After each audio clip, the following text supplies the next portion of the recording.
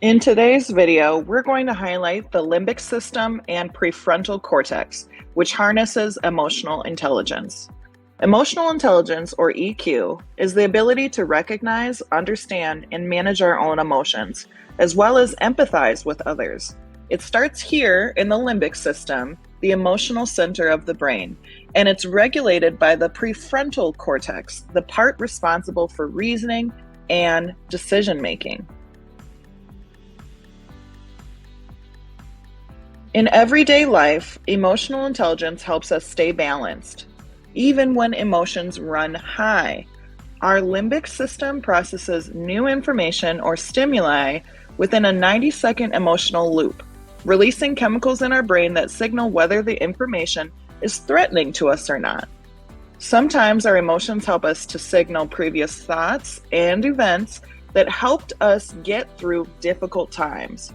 Other times, these emotions simply build up an emotional wall, causing us to become stagnant in learning about our current reality and how it can benefit our personal growth by learning more about it.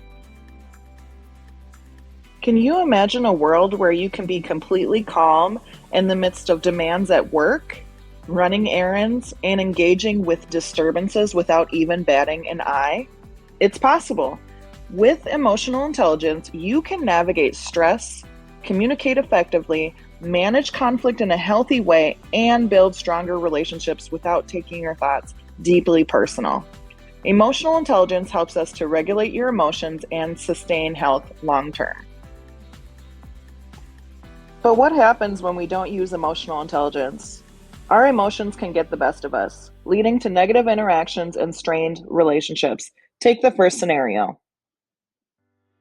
Here's Shira and Mike. Shira is frustrated with Mike because he always seems to turn in his work late. Here, emotions are running high, and a lack of emotional intelligence turns frustration into blame. This approach leads to resentment rather than problem solving. Take this scenario with emotional intelligence. Here's Shira using it to convey her concerns to Mike in a healthier way.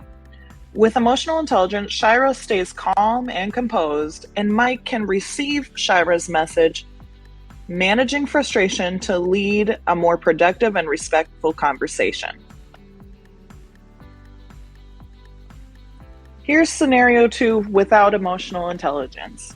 John gets frustrated with his son JR over a broken glass. Although JR accidentally broke the glass, John can't help but have an emotional outburst.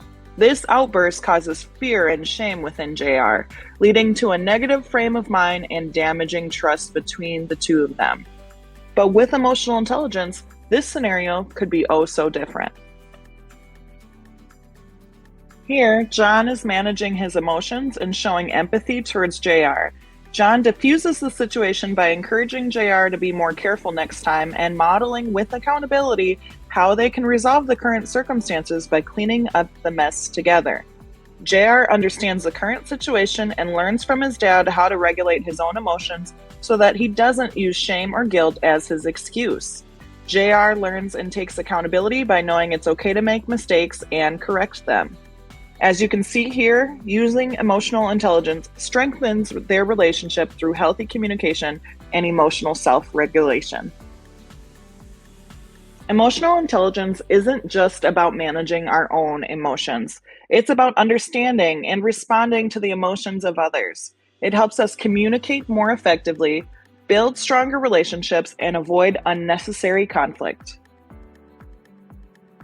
To develop emotional intelligence, we can start by practicing self-awareness, recognizing when we're upset, anxious, or stressed. Then we can take a moment to breathe, reflect, and choose how to respond rather than react. Empathy is another key component. By putting ourselves in someone else's shoes and seeing us and the root of where things come from, we can better understand our own emotions, and we can understand other people's emotions, and we can respond with care and compassion.